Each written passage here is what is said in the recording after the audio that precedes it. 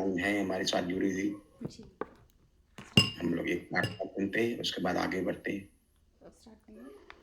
पूज्य दादाजी और सभी का बड़ को मेरा घर बर खोती सब प्रणाम में।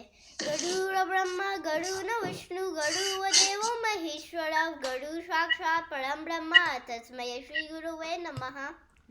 वक्रतुंडे महाकाय सूर्यकोटि समप्रभा निर्विघ्नं कुरु मे देव सर्वकार्येषु सर्वदा।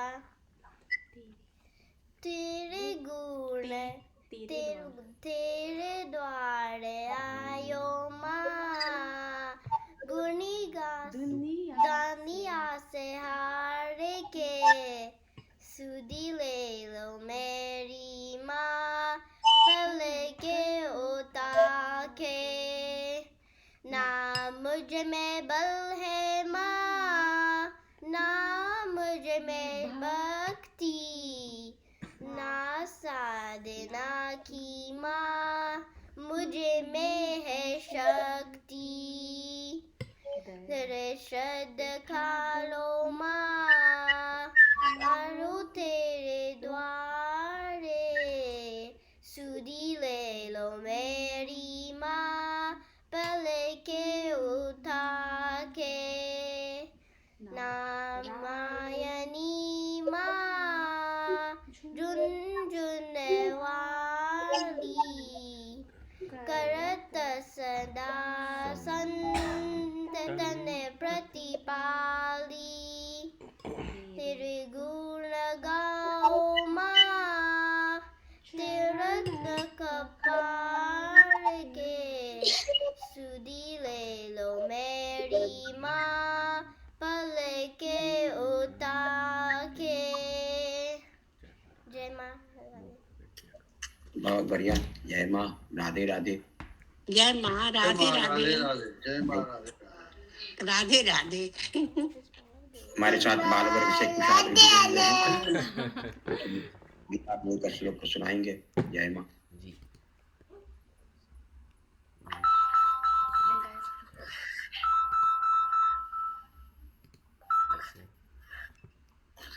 विचार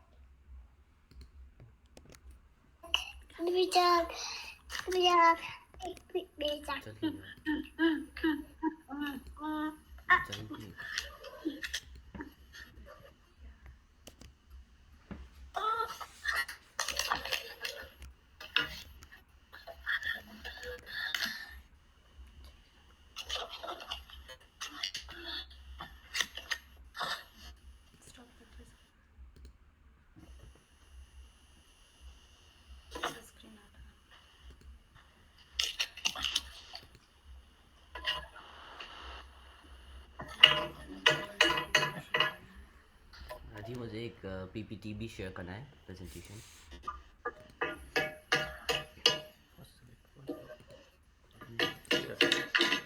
ये जी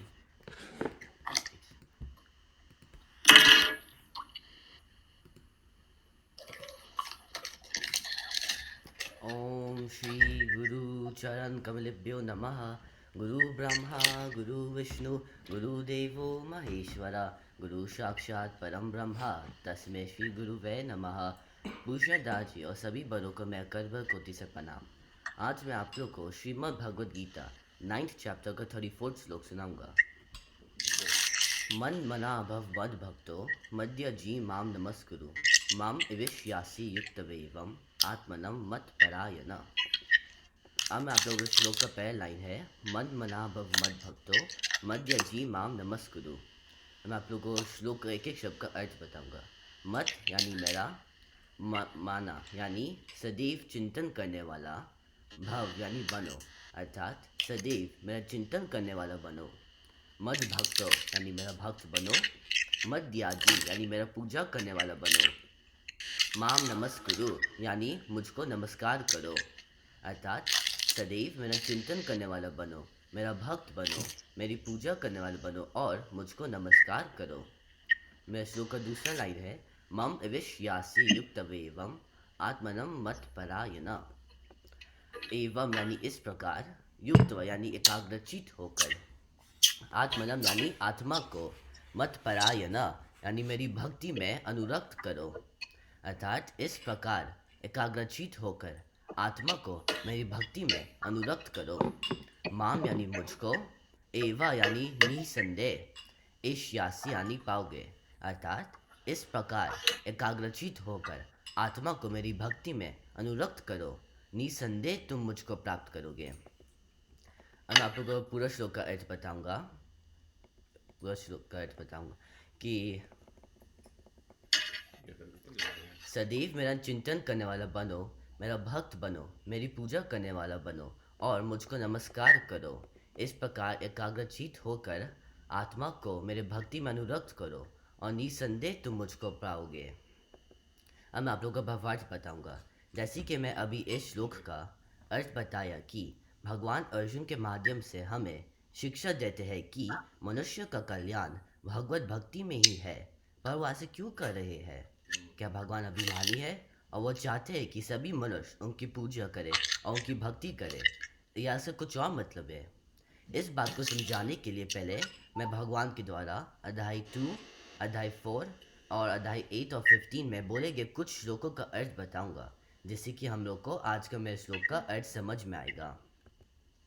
जैसे कि हम लोग जानते हैं कि भगवान श्री कृष्ण ने अर्जुन को भगवत गीता को उपदेश अश्वत्थ वृक्ष यानी बनियन ट्री के नीचे दिए थे। यह वृक्ष आज भी हरियाणा के कुरुक्षेत्र में मौजूद है और यह हमारे देश का राष्ट्रीय वृक्ष भी है। अध्याय 15 में भगवान श्री कृष्ण ने इस वृक्ष का उल्लेख अर्जुन से किया है और इस वृक्ष से तुलना कर उन्होंने अर्जुन को इस संसार में होने वाले जीवन और मृत्यु के चक्र को समझाए है। हम सब जानते हैं कि इस संसार में जितनी भी वृक्ष होते हैं उनके रूट धरती के अंदर होते हैं और उनके शाखाएं, पत्तियां, फल जमीन के ऊपर होते हैं। वृक्ष को उनका पोषण जमीन के अंदर से मिलता है, जो कि शाखाओं के द्वारा जमीन के ऊपर के हिस्से अर्थात फल, फूल, पत्तियों में संरक्षित होता है। लेकिन जब हम अश्वत्थ वृक्ष को देखते हैं तो वह ऐसे नहीं होता है, वह इनसाइड आउट होता है, अर्थात उसके जड़ें धरती से ऊर्ध्वमुखी होकर आसमान की तरफ होता है। इस बात को भगवान श्री कृष्ण अर्जुन को समझाते हुए कहते चैप्टर 15 के पहले श्लोक में ऊर्ध्वमूलम अधः शाखम अश्वत्थम प्राहुर अव्ययम। भगवान ने धरती पर जीव आत्मा की तुलना इस अश्वत्थ वृक्ष से की है। उन्होंने अर्जुन को बताया कि एक जीव आत्मा का जीवन अश्वत्थ वृक्ष की तरह होता है या उसी प्रकार होता है जिस प्रकार अश्वत्थ वृक्ष की जड़ें ऊपर से पोषण लेकर नीचे शाखाओं में फैलाता है, या संसार अश्वत्थ वृक्ष की शाखाएं और पत्तियां है और अश्वत्थ वृक्ष का जड़ परमात्मा है। जिस तरह अश्वत्थ वृक्ष अपने पोषण अपनी ऊर्ध्वमुखी जड़ों के द्वारा ऊपर से नीचे अपनी शाखाओं और पत्तियों को करता है, उसी प्रकार मनुष्य की आत्मा या जीवात्मा का उद्गम ऊपर अर्थात परमात्मा से होता है और धरती पर उसका जन्म होता है। जीवात्मा परमात्मा से पोषित होती है, जैसे कि शाखाएं और पत्तियां जड़ से होती है। अध्याय 2 यानी सांख्य योग में भगवान श्री कृष्ण अर्जुन से कहते हैं, ना त्वे हम जातु नासम ना त्वम नेमे जनाधिपा ना चीव ना भविष्यामा सर्वे व्यामता परम। अर्थात ऐसा कोई समय नहीं था कि जब मैं नहीं था या तुम नहीं थे और ये सब राजा ना रहे हो, और ऐसा भी नहीं है कि भविष्य में हम सब नहीं रहेंगे।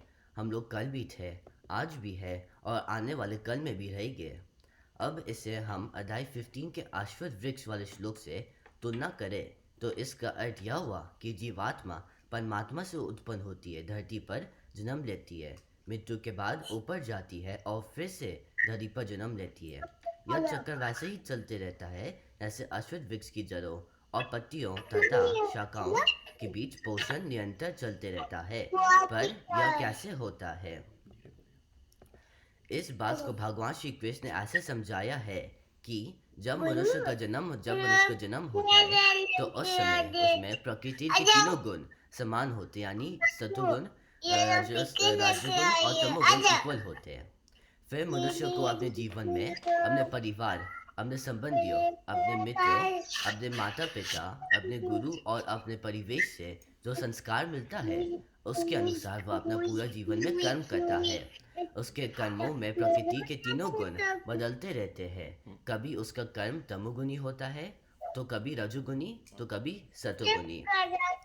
जब मनुष्य की मृत्यु होती है तो वह अपने जीवन के कर्मों से अनुसार एकाचित तीनों गुणों के साथ स्वर्गलोक को जाता है। वह वहाँ उतने समय तक रहता है जितने उसकी एकत्रित सतुगुण है। जब वो एकत्रित सतुगुण खत्म हो जाते हैं तो उस आत्मा का धरती पर पुनर्जन्म होता है और वो फिर से कर्म करना शुरू करता है और उसकी तीनों गुण एकत्रित होना शुरू हो जाते हैं। इस तरह आत्मा अपने तमो और रजोगुणी कर्मों की वजह से बार बार जन्म लेती रहती है, अर्थात परमात्मा रूपी जड़ से निकलकर शाखा रूपी धरती पर आती रहती है। इसका अर्थ यह हुआ कि आत्मा का जन्म सुख कारणों से नहीं होता, सुखद कारणों से नहीं होता, बल्कि अपने तमो और रजोगुणों के कर्म से के फलों को भोगने के लिए होता है। हम कह सकते हैं कि जन्म और मृत्यु के चक्कर में फंसी हुई आत्मा को शांति नहीं मिलता है। उसे शांति तभी मिलता है जब वो गुणातीत होता है, अर्थात वो अपने किसी जन्म में इन तीनों गुणों से ऊपर उठता है। तब मृत्यु के पश्चात उस आत्मा का विलय परमात्मा से हो जाता है और वह जन्म मरण के चक्र से मुक्त हो जाता है। लेकिन यह कैसे संभव है?